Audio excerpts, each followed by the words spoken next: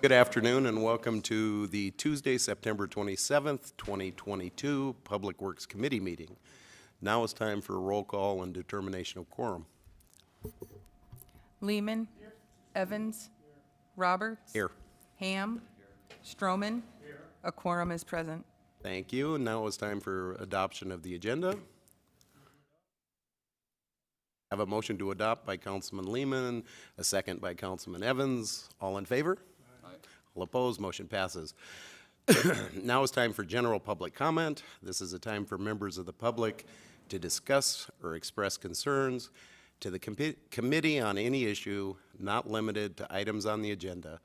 Action will not be taken at the meeting on any issue not on the agenda, except by placement on the agenda by unanimous vote of the council members present. I don't see anyone that wants to speak, so I will open and close that. We will move on to consent items 1 through 11, and I will turn it over to Mr. Dale Tech. Thank you, Mr. Chairman. I think some folks might be here to speak to item number 3. Would you like to speak at this time, or we can also wait too? I can go through. Go ahead if you want to speak. Hi, I'm Jean Smith. I'm the owner of the properties of 1808 Creek Drive and 1812 Creek Drive that are on item number 3 to put in city water to and beyond my properties.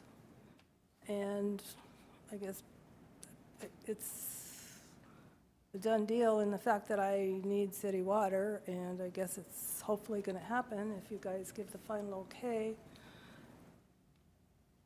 I don't really know what else to say at this point. Does anybody have any question for me? I think we'll probably listen to what Mr. Tech has to say first, and then if we do, we'll ask you to come back up. Okay, thank you. Thank you. Mr. Chairman, maybe the appropriate thing to do would be to pull number 3 off of consent. Okay. And I'll cover all the items, and then we'll cover item 3, and then we can have some discussion about that. How's that sound? Okay, very good. Item number 2 is a time extension only contract amendment regarding the Perrine and unnamed tributary drainage basins. I think similarly we had a project that was on the last council meeting out in Rapid Valley as well. Similar request. Item 4, change order, that's a current project. Items 5 through 7 are final change orders, closeout projects, various number of them. One's a pavement rehab project, one's a chip seal project, and one is a well project. It's good to see some projects completed here at the getting towards the end of our construction season. Item 8 is application that we have to sign for a big grant. It's for the Tomahawk Drive Bridge. This particular grant or signature required is for the preliminary engineering component of replacement of that structure. They'll determine the type, size, and location of the replacement structure. This is an 80-20 cost share, so once again, a good grant where our local dollars will be used as a match up to 20%. And then finally, items 9 and 10 are purchase of replacement vehicles for our water division. Looks like 2 current model year vehicles, one half-ton and one a 1-ton vehicle. And then an item I can't speak to, but I'll mention it right now, is the appointment of Laura Jones to the TIF Revenue Committee. I believe that came from the mayor's office. With that, I'll stand for any questions on those items, and then we can take up item number 3. Thank you. Do we have any questions on items 1 through 11? If not, I'd look for a motion to approve items 1 through 11 minus item 3. So moved. We have a motion to approve items 1 through 11 minus item 3. The motion was from Councilman Evans. The second was from Councilman Ham. All in favor? Aye. All opposed? Motion passes. Item 3, authorize mayor and finance director to sign the agreement between the City of Rapid City and Creek Drive LLC for construction of public water main and for oversized water main cost reimbursement not to exceed $115,000. Thank you, Mr. Chairman. This agreement certainly, the two lots in question are on the east side of Creek Drive, just north of St. Patrick Street. I believe there was some platting that occurred on the west side, and all improvements were waived as far as the installation of utilities and doing anything with the roadway. The applicant, or rather the folks here today, entered into an agreement with the city. They need water for their lots. So our engineering team got together with them and went through the standard protocols to determine the oversized amounts that the city will pay, as well as some looping, so some extension of that water main for benefit to the city. And once again, though, they're having to shoulder the entire cost of their frontage for the installation of the water main. And I think there may be some fairness questions that they may have regarding the adjoining properties. Those improvements were waived as part of a platting requirement. So I thought I'd just lay that all out there for discussion amongst this committee. And if you have any questions for the Smith or Michelle Lashley of our engineering department, she would have any technical questions covered if you have any of those. Thank you so much. Do we have any questions from anyone on the dais? They're only required to install an 8-inch diameter water main. For our purposes, we would prefer to have a 12-inch to provide a redundancy in our system. So there's that. And then also there's a linear footage oversizing as well. It doesn't connect to St. Patrick Street, but with this project we will extend it an additional 126 feet, which is also considered oversizing that the city will pay for. If nobody has any more questions, I'll probably ask a few questions if you don't mind. So Dale, this property is on the north side of St. Patrick Street? No, yes, on the north side of St. Patrick Street, on the east side of Creek Drive. Okay, and this is all part of that property that was waived during that TIF? Wasn't there a TIF there years ago that on the stuff right next to? There was a TIF, but that that area was not included in the TIF. The lot that was platted adjacent to Creek Drive, as I recall, it's where the bank sits. Okay. And that had nothing to do with the TIF. That was just a platting. Okay. East St. Charles Street was part of the TIF improvements, which is further to the north. Okay. So the water line was never extended to the, or it was, but it was just an 8-inch, and now we're oversizing it. No, there is no water main there. So there was a gap between St. Charles Street, if you will, and St. Patrick Street. Okay. Okay. Yeah, because I remember something about a warp on there or something years ago, and anyway, yeah. So the questions that you may have, if you want to come forward and Sure.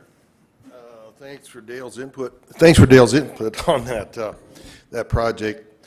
If anybody wants to know what's going on, there's 16-foot of 12-inch water lines being laid by Rapid Construction now. Okay, he used the word fairness. Jean owns the house. Well, the two houses that she owns are on well water and have been forever. And my house, which is right next to hers, which is on St. Pat, has always had city water because the water line runs right along St. Pat. And I never knew that it was going to be this big of a deal.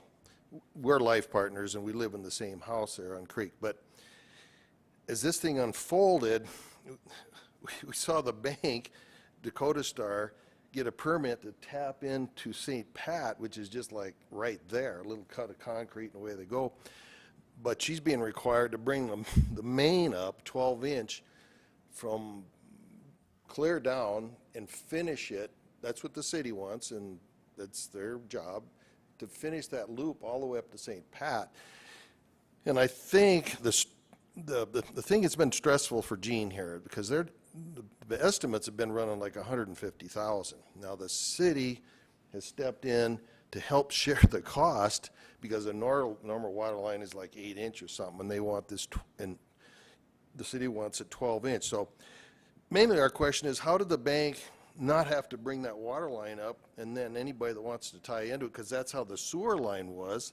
The sewer line came up Creek Drive from clear up the street to St. Charles or whatever, and I got to tap into it because my house never had sewer, and the other 2 houses or properties got to tie into it. But when it comes to this water, it's just kind of been all laid on Jean, her situation. Now, the city has agreed to pay, I think, $75,000, from what I understand. But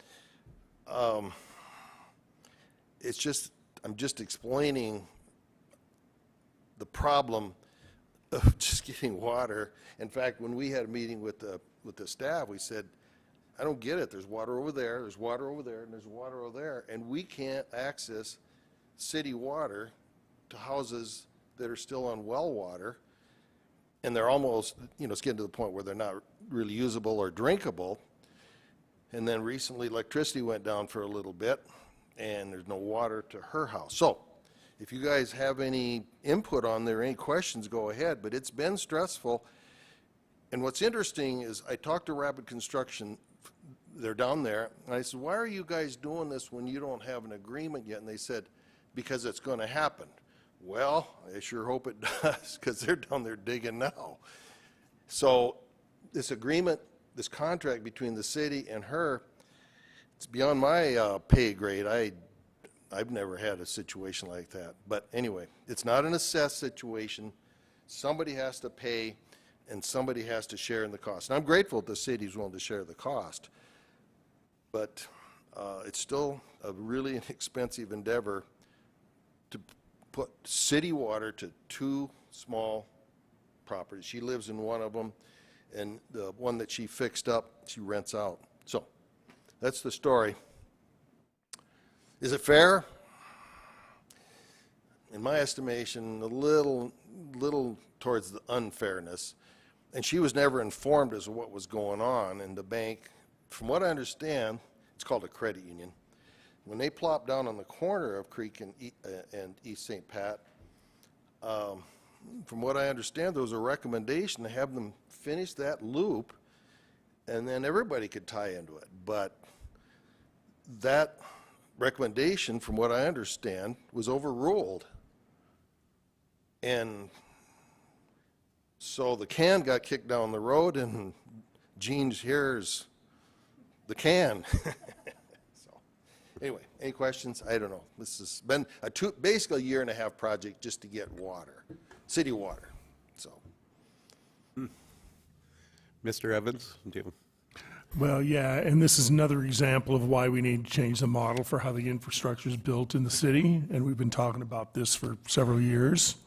But as I'm visualizing that, there's several undeveloped lots along Creek Drive, if I'm not mistaken, all of which are going to need water eventually, correct?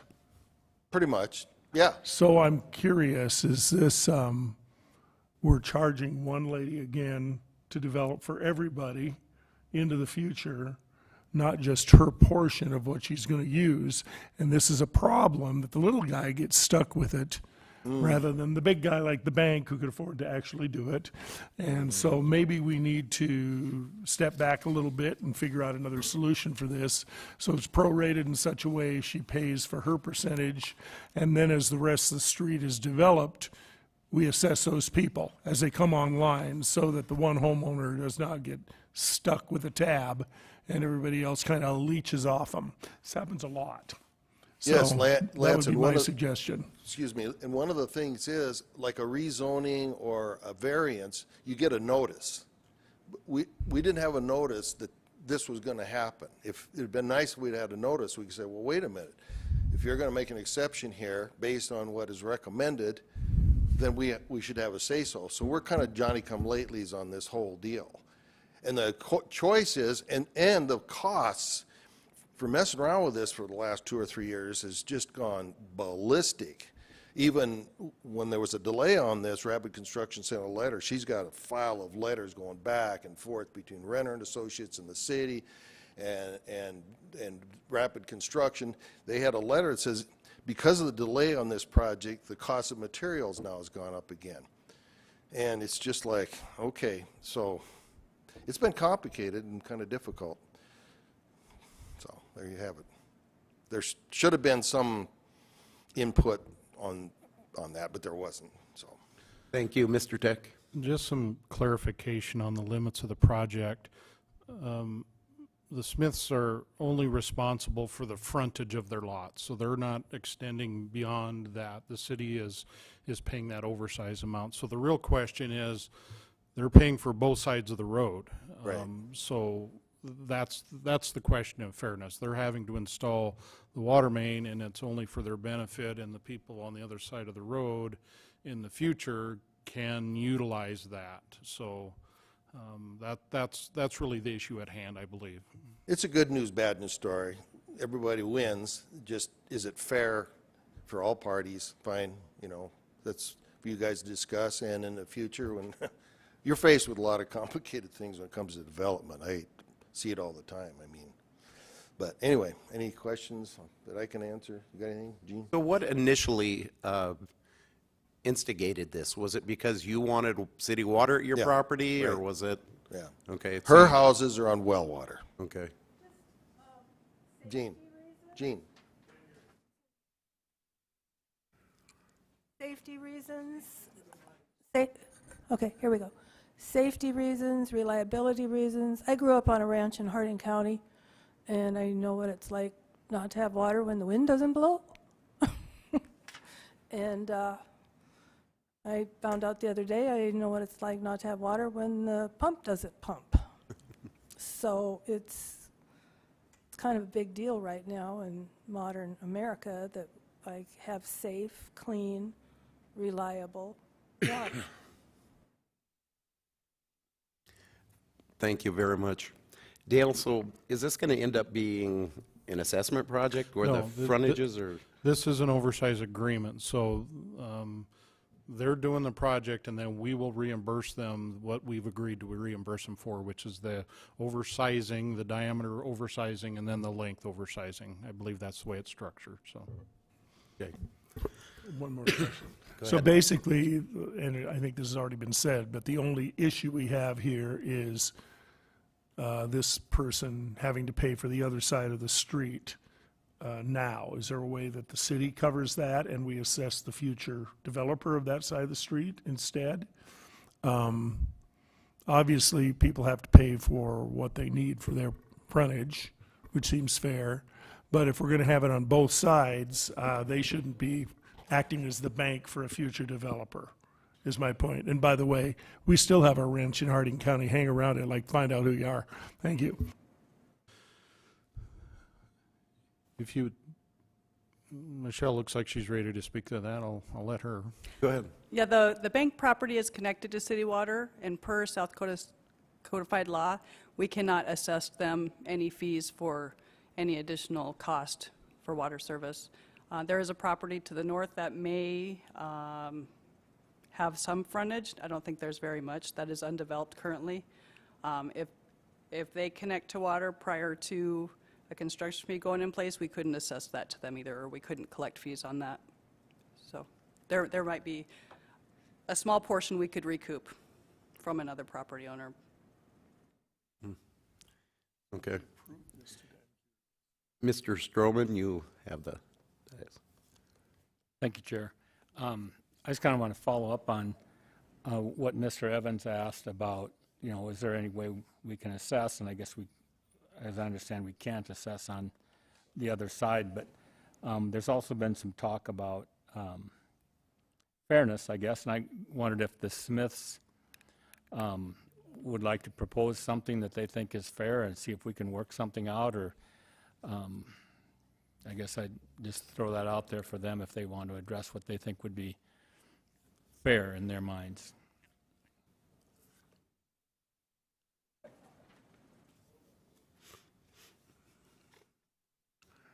The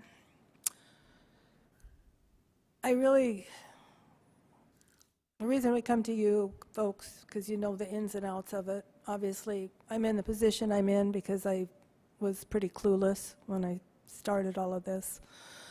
So I really, unless through engineering and you folks, there's a solution, probably not. We just kind of wanted you to be aware of it.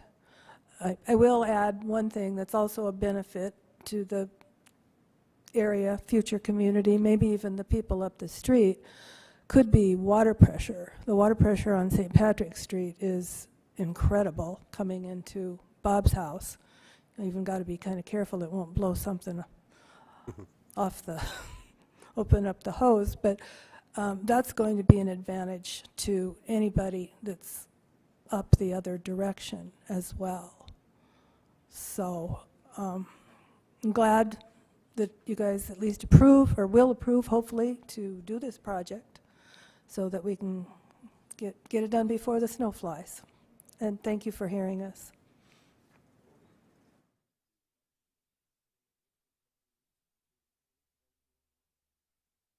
You can make any kind of motion you want to make. Well, I was kind of wondering about that too. Either delay it, or if we send it to full council without recommendation. Those are just a couple options, because maybe they want to talk Monday night. I don't know, or maybe delay it. I don't know which.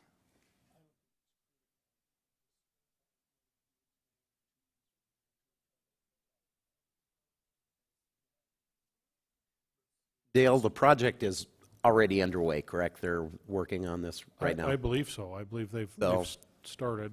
Certainly, it's in everyone's best interest to get an agreement in place. Doesn't mean that we can't go back and change it later, or if there are some ideas about additional funding somewhere. That it looks like Bob has something he'd like to say if you'd step up there. I was just thinking, the bill to Gene from Renner and Associates just to get this engineering done was over $11,000. That's a big chunk to bite off up front. Now, I'll have to give credit to Ian at Renner and Associates. If he hadn't have spent so much time, and she's got a thick bunch of emails where he was after to get this thing rolling. I talked to Richie here recently, and he said seems to be the hang-up was with the city attorney's office. I don't know. But at least she ought to get a lifetime subscription to the Book of the Month Club or something. I mean, free water for a year or something. I don't know. It's just, what do you say, Cover the cost for the engineering when it's, I have no idea. I'm in not that position, but she has, and the hours to get this little project done. I'm a used car dealer. I'm used to difficulty, extreme difficulty, but this thing's been really difficult. Okay, I do have one thought. If you were wanting to help me out a little bit, and it's pretty simple to figure out. Since I'm going to be paying for water running through these city pipes for a very long time, and I know what water bills are because I look at Bob's. If we could just get the city to cover the cost of the pipe, all of it, not just the upsize, but the whole pipe, and then the people that are doing it, I would pay my share in front of my houses, and then the city's already agreed to pay the rest of it out to St. Patrick's Street. Mr. Tech, you're back in the queue. Thank you, Mr. Chairman. That's really what we're doing. It's the frontage of your properties is what you're paying for, and then the city's paying for that extension out to St. Patrick Street. If I might throw something out, maybe an effort, as Bob said, maybe the city agrees to pick up the engineering cost on this, and that would help alleviate some of the pain of this. Well, I don't know if you understood what I was thinking, but I realize the city's paying for the oversize. But the city's installing a pipe to deliver water and connect these two water systems together. And the city will own the pipe. City will be billing me for the water coming to my houses in the pipe. And I can understand, you know, the construction costs and everything else. That makes sense to me. But because ultimately I'm buying you folks, city, the gift of a perpetual income stream through that pipe, I don't know. Just a thought. Right, that's, if I may It would be respond to easy that, to- Mr. Chairman. Go ahead, yes. Certainly, our business model is the water, the amount you pay in utility rates does not pay for the pipe. The pipe that is in front of your home, by our model, which has been going on for decades, if not longer, is when you purchase the property, the price of that pipe is included in that price. So the fees that we receive in water revenue aren't for the extension of future pipes or for the extension of any pipes. It is for the cost of the water in the pipe, the treatment and distribution of that water. So that's what those rates are. I can see your point, and I could see that, yes, it's a revenue stream for the city, but it's neutral. We don't make any money. So the cost of the water that is being delivered to the homes is just for the treatment and distribution. It is not for the extension of pipes. Okay. The deal that you were proposing, Dale, if I had the final say, I'd take it. I mean, even if it's 50% of the cost of the engineering, it's a goodwill gesture for somebody that has come out of retirement and invested a ton of money in Rapid. I mean, a ton. And she's bought some properties and refurbished them and whatnot. She loves it. She's a big fan of Rapid City. But that engineering thing, if you could, you know, we call it a little spiff, would be, I think would be okay. A little help. Thank you. Go ahead, Mr. Ham. I'd like to make a motion that we reimburse her for the engineering costs that were associated with Renner and Associates. Okay, but I think we have to add that into the motion that's already there. Go ahead, Dale. Here's what I would recommend. I would recommend approving this agreement that's in front of you today, and then we will bring back a separate agreement reimbursing them for the cost of the engineering at the next meeting. I think it's important to keep this agreement moving forward since there's already a contractor working. So we will take that motion off the table, if that's all right. And we need a motion to approve this item. We have a motion to approve the item by Councilman Evans, a second by Councilman Lehman. All in favor? Aye. All opposed? Motion passes. We need a motion to adjourn now, please. Have a motion to adjourn. All in favor? Aye. Thank you very much.